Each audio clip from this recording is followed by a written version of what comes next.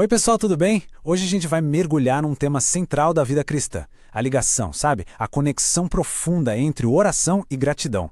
Vamos entender juntos como uma coisa alimenta a outra e o que isso revela sobre a nossa fé. É algo realmente poderoso.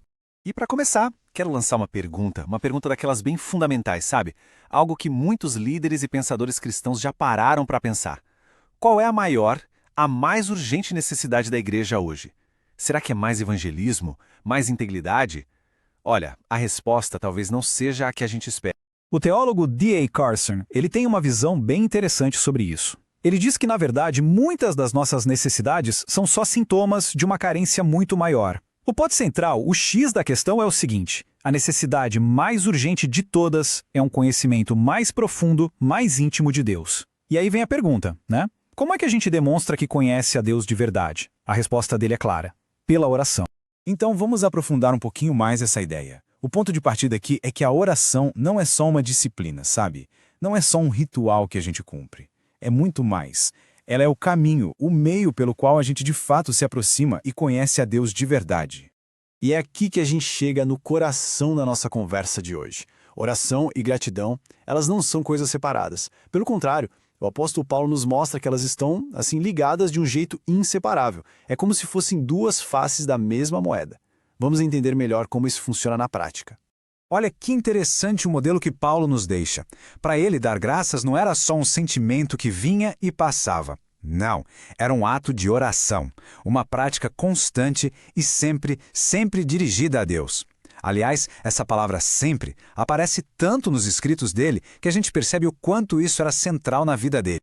E isso nos leva a uma diferença, assim, fundamental. A gratidão acaba se tornando uma marca, um sinal distintivo. De um lado, a gente tem os justos, que são incentivados a viver uma vida de gratidão. E do outro? Bem, a característica que marca os ímpios, segundo o que lemos em Romanos, é justamente essa: a falta de glorificação e de agradecimento a Deus. Então, percebe o nível disso? A gratidão é elevada a um ato de adoração. Lá em Efésios, Paulo coloca o dar graças no mesmo nível de cantar salmos e hinos. Ou seja, não é só uma questão de ser educado ou ter bons modos, não. É uma forma genuína de louvor, de adoração a Deus. Tá, mas isso tudo leva a gente a uma pergunta ainda mais profunda. Se a gratidão é tão importante assim, de onde ela vem? Será que a gente consegue produzir isso por conta própria? A resposta é não. Ela não surge da gente. Na verdade, ela é uma evidência, um sinal da obra transformadora que Deus está fazendo na nossa vida. E essa promessa aqui é uma das mais poderosas que Paulo escreveu. Ele mostra uma confiança, assim, absoluta, de que aquela boa obra que Deus começa em alguém, Ele mesmo vai levar até o fim. Mas espera aí, o que exatamente é essa boa obra de que ele está falando? Bem, a boa obra aqui não é simplesmente um ato de caridade ou se comportar bem. O conceito vai muito além. Refere-se à obra da salvação em si. É a transformação divina que Deus opera lá no fundo do coração de quem crê. É um processo que Ele mesmo começa e, o mais incrível, Ele garante que vai terminar. E aí a gente fecha o raciocínio. Se a salvação é essa obra divina acontecendo dentro da gente, então a nossa gratidão, aquele coração que é genuinamente agradecido, é o quê? É a manifestação visível, a prova concreta de que essa obra de Deus é real e está acontecendo. Ok, isso nos leva a uma questão bem prática, né? Se é Deus quem faz toda a obra, qual é o nosso papel nisso tudo? Como é que a gente participa ativamente desse processo? Vamos ver o que a Bíblia diz sobre como desenvolver a salvação que a gente recebeu. Esse versículo aqui parece até um paradoxo, não é mesmo? A gente é chamado para desenvolver a nossa salvação, mas logo na sequência, o texto diz que é Deus quem efetua, quem realiza em nós tanto o querer quanto o fazer. O que isso mostra? Mostra uma parceria divina. Deus opera na gente, e a nossa resposta é viver essa realidade de um jeito ativo, consciente. E o livro de Hebreus nos dá um roteiro bem claro de como é essa vida ativa. São 3 passos. Primeiro, se livrar de todo o peso, de tudo que atrapalha. Segundo, correr a corrida com perseverança, sem desanimar no caminho. E o terceiro, que é o mais importante de todos, manter os olhos fixos em Jesus. Ele é o começo e o fim de tudo.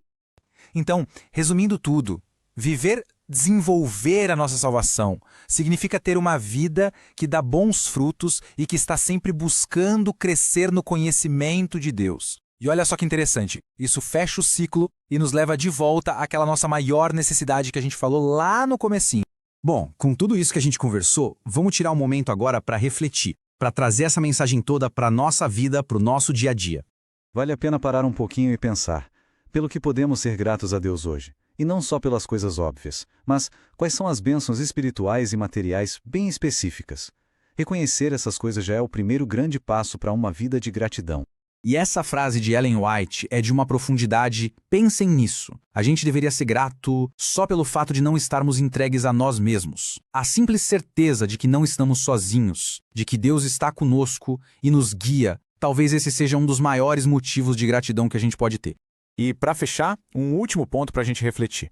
A Bíblia nos convida a dar graças em todas as circunstâncias, e não necessariamente por todas as circunstâncias. Existe uma diferença sutil, mas gigante aí. Agradecer em tudo significa manter um coração grato mesmo no meio do problema, confiando que Deus está no controle. Já agradecer por tudo seria ser grato pela dificuldade em si, o que é bem diferente. Parei um pouco para pensar sobre essa mensagem. De que forma a oração e a gratidão, juntas, podem transformar nossa maneira de ver a vida e aprofundar nosso relacionamento com Deus? Se esse conteúdo fez sentido, considere curtir e compartilhar com outras pessoas. Assim, essa mensagem sobre o poder da oração e da gratidão pode chegar a mais gente. Muito obrigado pela companhia.